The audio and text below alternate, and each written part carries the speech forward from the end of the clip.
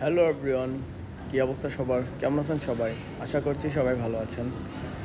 আমরা গত যেই বাংলাদেশ ফুটবল টিমের যে গত ম্যাচটা দেখতে পাচ্ছিলাম ভুটানের বিপক্ষে, বাংলাদেশের অসাধারণ পারফরমেন্স। হামজার প্রথম গোল, দ্বিতীয় ম্যাচের মধ্যে হামজা প্রথম গোল পাইছে, এতে বাংলাদেশ 2-0 গোলের জয় পাইছে। আর নেক্সট আজকের ম্যাচটা হইল সিঙ্গাপুরের বিপক্ষে। তুলনামূলকভাবে বাংলাদেশ ভুটান থেকে ভালো, সেই ক্ষেত্রে ভুটানের সাথে ভালো করছে। আর তারপরেও বাংলাদেশের অনেকগুলা ভুল পাসিং ছিল, অনেকগুলা মিস্টেক হয়েছে। তাছাড়া স্কোয়াডটা আরও ভালো হইতে পারত।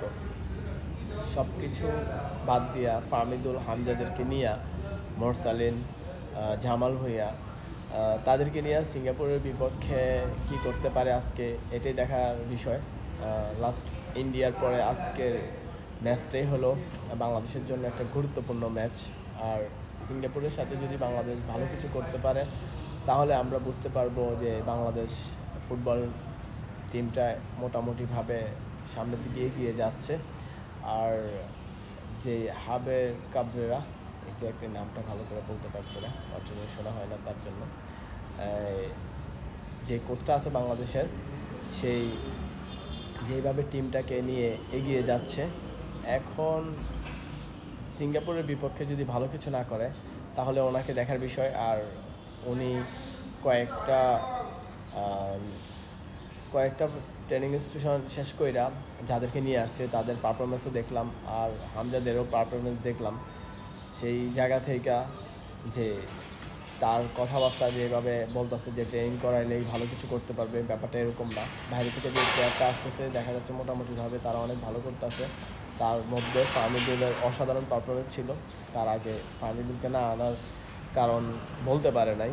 যাই হোক, সেই ক্ষেত্রে বর্তমানে যেই ফাহমিদুল যে পারফরমেন্সটা করতে পারে সিঙ্গাপুরের বিপক্ষে, যদি এরকম কিছু একটা করতে পারে তাহলে আমরা আশা করব বাংলাদেশ অনেক ভালো কিছু করবে। আর ফাহমিদুলের যে পাসিংগুলো হয়, লেফট সাইড থেকে যে পাসগুলো করে, এগুলো আসলে প্রপার নাইন, একটা ভালো স্ট্রাইকারের দরকার এটা ফিনিশ করার জন্য। আমরা এটার মধ্যেই এখনও পিছিয়ে আছি, আমাদের পাসিংগুলো ভালো হচ্ছে না। আমরা আশা করব বাংলাদেশ ফুটবল টিম অনেক ভালো কিছু করবে, আমরা অনেক দূর এগিয়ে যেতে পারবো অন্তত এই ফুটবল টিমটাকে নিয়ে। এখন যে স্কোয়াডটা আছে আমাদের কাছে, আমরা মনে করতেছি আমরা অনেক ভালো একটা স্কোয়াড পাইছি। এখন আমরা ভালো স্কোয়াড থেকে ভালো পারফরমেন্সটা কীভাবে বের করবো সেই চেষ্টাটাই করার বিষয় এখন।